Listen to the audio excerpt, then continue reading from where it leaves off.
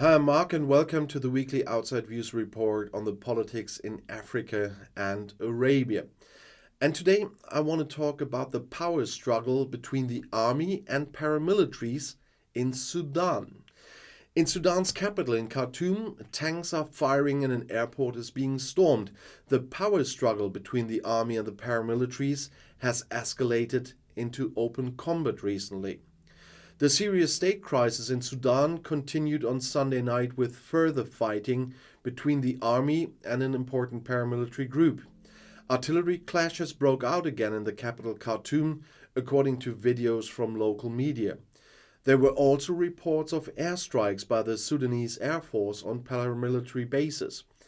It is feared that many people, including civilians, have died in the fighting that has been going on since Saturday morning. A Sudanese doctors' organization told the US news channel CNN on Saturday that at least 25 people had died and more than 180 were injured.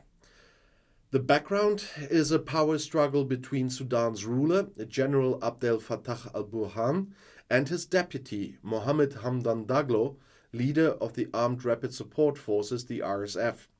Since the fall of long-term ruler Omar al-Bashir in 2019 in another coup against a civilian government that was set up as a result, but in fact controlled by the military, the army has been in control of the northeast African country with around 46 million inhabitants in 2021. The RSF were also involved in the coup 2 years ago.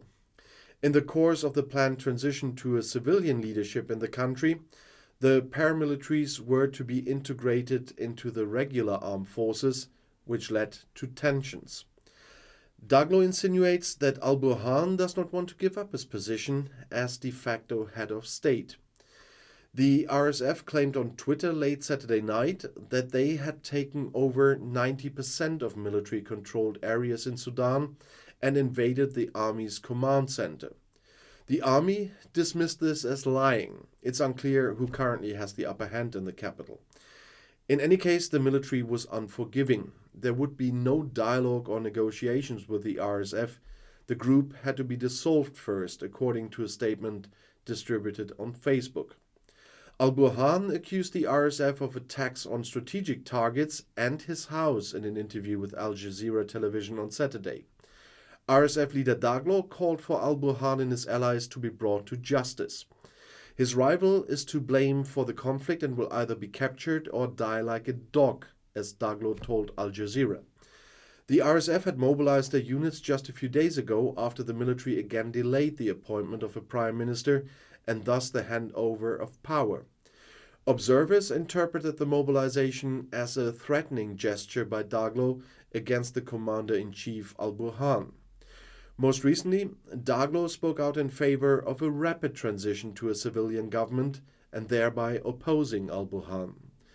The RSF was formed in 2013 from militias in the western state of Darfur. During the decades-long conflict there, the RSF were seen as brutal supporters of the Arab-dominated government, which used violence against the African minority.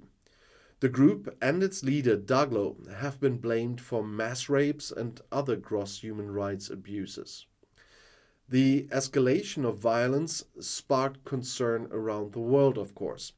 UN Secretary General Antonio Guterres called on the parties to the conflict to cease hostilities immediately, restore calm, and initiate dialogue to resolve the current crisis.